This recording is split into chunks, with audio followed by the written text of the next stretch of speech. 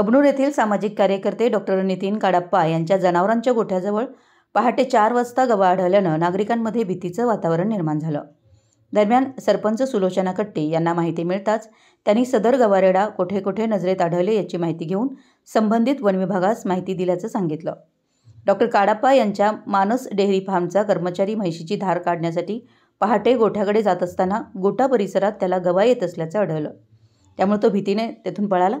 गवा जनावरांच्या गोठ्यापासून वाकरेकरमळा परिसरात निघून गेला तेव्हा कर्मचाऱ्याने सुटकेचा निश्वास टाकला। गवा हा कोल्हापूर रस्ता परिसरातून आला असावा असा अंदाज केला जात आहे। गव्याच्या वावरानं नागरिकांमध्ये भीतीचं वातावरण निर्माण झालं होतं। डॉक्टर नितीन काडाप्पा यांच्या मानस डेअरी फार्मच्या सीसी कॅमेऱ्यामध्ये गव्याचा स्पष्ट वावर दिसतो। दरम्यान सकाळी गवा कोरोची इचलकरंजी रस्त्यालगत नागरिकांना गवा दिसल्यानं खळबळ उडाली। गवा याच परिसरात फिरत असल्याची शक्यता आहे। परिणामी शेतकरी आणि नागरिकांमध्ये भीतीचं वातावरण पसरलं आहे। येथील नागरिक सकाळपासून या गव्याच्या मागावर होते। मराठी एस न्यूजसाठी कबनूरहून चंदुलाल फकीर।